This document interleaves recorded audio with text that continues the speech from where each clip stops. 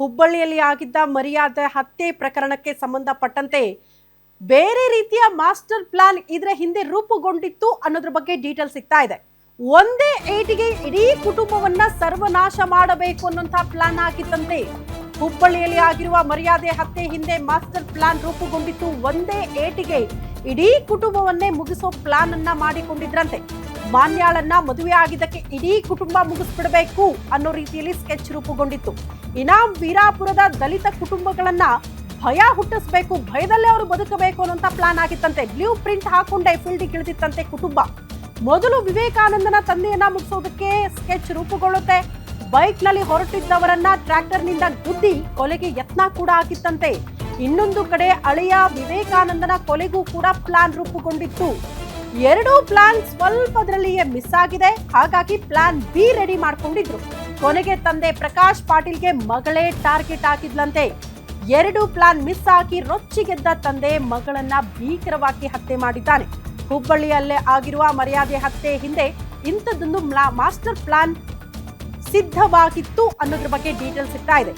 ಏನೇ ಹೇಳಿ ಜಾತಿ ಒಂದು ಕಾರಣಕ್ಕೆ ಹೆತ್ತ ಮಗಳನ್ನ ಇಷ್ಟು ಭೀಕರವಾಗಿ ಹತ್ಯೆ ಮಾಡಿದ್ದಾರೆ ಅನ್ನೋದನ್ನ ಯಾರು ಕೂಡ ಅರ್ಗಿಸ್ಕೊಳ್ಳೋದಕ್ಕೆ ಸಾಧ್ಯ ಇಲ್ಲ. ಗರ್ಭಿಣಿಯಾದ ಖುಷಿಯಲ್ಲೇ ಗಂಡನ ಮನೆಗೆ ಮಾನ್ಯ ಬಂದಿರ್ತಾಳೆ. ಸೀಮಂತ ಕಾರ್ಯ ಮಾಡ್ಕೊಳ್ಳೋದಕ್ಕೆ ಬಂದವಳು ಮಸನ ಸೇರಿದ್ದಾಳೆ. 7 ತಿಂಗಳ ಗರ್ಭಿಣಿ. FIR ನಲ್ಲಿ ಎಳೆಯಾಗಿ ಬಿಚ್ಚಿಟ್ಟಿದ್ದಾರೆ ವಿವೇಕಾನಂದ್. ಈ ಸ್ಕೆಚ್ ಹೆಂಗ್ ರೂಪುಗೊಂಡಿತ್ತು ಅಂತ ವಿವೇಕಾನಂದನ ಕುಟುಂಬ ಟಾರ್ಗೆಟ್ ಹಿಂದೆ ಕೆಲ ಗ್ರಾಮಸ್ಥರ ಕೈವಾಡ ಕೂಡ ಇದೆಯಂತೆ. ವಿವೇಕಾನಂದನ ಕುಟುಂಬ ಮುಗಿಸೋದಕ್ಕೆ ಗ್ರಾಮಸ್ಥರು ಕೂಡ ಸಾಥ್ ಕೊಟ್ಟಿದ್ದಾರೆ ಅನ್ನುವಂತ ಗಂಭೀರ ಆರೋಪ. ಆರೋಪಿಗಳ ಜೊತೆ ಕೆಲ ಪಿತೂರಿದಾರರು ಕೂಡ ಎಸ್ಕೇಪ್ ಆಗಿದ್ದಾರೆ. ಆರೋಪಿಗಳ ತಲಾಶ್ಗೆ ಪ್ರತ್ಯೇಕ ತಂಡಗಳನ್ನ ಪೊಲೀಸರು ರಚನೆ ಮಾಡಿದ್ದಾರೆ. ಇನಾಂ ವೀರಾಪುರದಲ್ಲಿ ಬೂದಿ ಮುಚ್ಚಿದ ಕೆಂಡದ ಪರಿಸ್ಥಿತಿ ಸದ್ಯ ನಿರ್ಮಾಣಗೊಂಡಿದೆ. ಮದುವೆಯಾಗಿ ಜೀವ ಭಯದಲ್ಲೇ ಊರಿಂದ ದೂರ ಆಗಿತ್ತಂತೆ ಜೋಡಿ. ಅಟ್ಲೀಸ್ಟ್ ನಾವಾದ್ರೂ ಆರಾಮಾಗಿ ಬದುಕೋಣ ಅಂತ ಗರ್ಭಿಣಿಯಾದ ಖುಷಿಯಲ್ಲಿ ಮಾನ್ಯ ಮನೆಗೆ ಬಂದಿರ್ತಾಳೆ. ಸೀಮಂತ ಕಾರ್ಯ ಅಂತೆಲ್ಲ ಪ್ಲಾನಿಂಗ್ಗಳಾಗ್ತಾ ಇರುತ್ತೆ. ಪಾಪ ಅದೆಷ್ಟು ಕನಸು ಕಂಡಿತ್ತೋ ಜೋಡಿ ಗೊತ್ತಿಲ್ಲ. ಆದ್ರೆ ಪದೇ ಪದೇ ಆ ಕುಟುಂಬವನ್ನ ಟಾರ್ಗೆಟ್ ಮಾಡುವಂತಹ ಪ್ಲಾನ್ಗಳು ಆದಾಗ್ಲೂ ಕೂಡ ಅದು ಜಸ್ಟ್ ಮಿಸ್ ಆಗಿತ್ತು. ಕೊನೆಗೆ ಅಷ್ಟೂ ಕೋಪ ತಂದು ಹೆತ್ತ ಮಗಳ ಮೇಲೆ ಈ ರೀತಿ ತೀರಿಸ್ಕೊಂಡ ತಂದೆ ಅನ್ನೋದು ಪ್ರಶ್ನೆ ಆಗ್ತಾ ಇದೆ.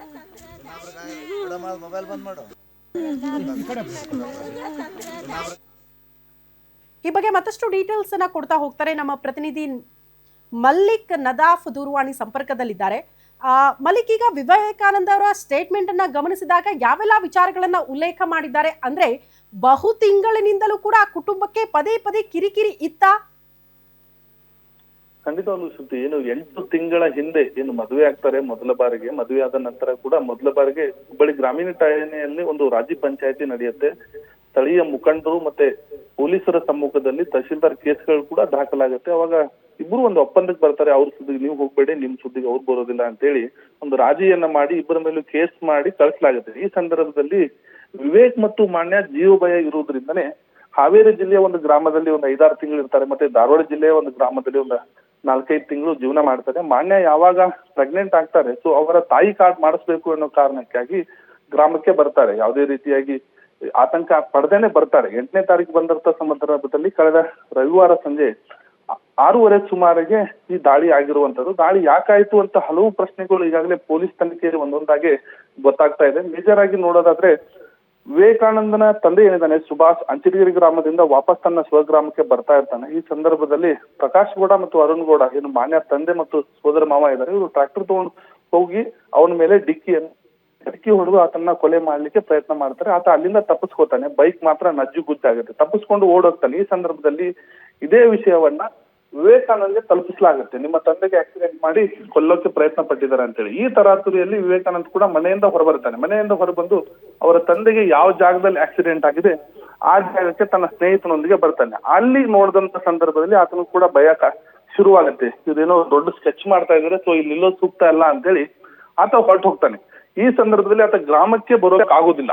ಇದೇ ಸಂದರ್ಭವನ್ನ ಬಳಸ್ಕೊಂಡಂತ ಅರುಣ್ ಗೌಡ, ಪ್ರಕಾಶ್ ಗೌಡ ಮತ್ತು ಎಂಟೈರ್ ಫ್ಯಾಮಿಲಿ ಏನ್ ಮಾಡ್ತಾರೆ, ಮಾನ್ಯ ಇರ್ತಕ್ಕಂತ ಮನೆಗೆ ದಾಳಿ ಮಾಡ್ತಾರೆ. ಅಲ್ಲಿ ಮಾನ್ಯನ ಮೇಲೆ ಹಲ್ಲೆ ಮಾಡ್ತಾರೆ. ಮಾನ್ಯ ಭೀಕರವಾಗಿ ಗಾಯ ಆಗುತ್ತೆ. ಮಾನ್ಯನ್ ಬಿಡಿಸ್ಲಿಕ್ಕೆ ಬಂದಂತ ವಿವೇಕನ ತಾಯಿ ಮತ್ತೆ ದೊಡ್ಡಮ್ಮ ಇವರಿಬ್ಬರು ಕೂಡ ಗಾಯ ಆಗುತ್ತೆ. ಚಿಕ್ಕ ಮಗುವು ಗಾಯ ಆಗುತ್ತೆ. ಆಮೇಲೆ ಪೊಲೀಸರು ಬರ್ತಾರೆ. ಇತ್ತೊಂದು ಕಡೆ ಪೊಲೀಸರು FIR ನಲ್ಲಿ ಉಲ್ಲೇಖ ಮಾಡಿದಂತೆ ಈಗಾಗಲೇ ವಿವೇಕಾನಂದ ಎಂಟೈರ್ ಫ್ಯಾಮಿಲಿ ಮೇಲೆ ಕೇಸ್ ದಾಖಲೆ ಮಾಡಿದ್ದಾರೆ.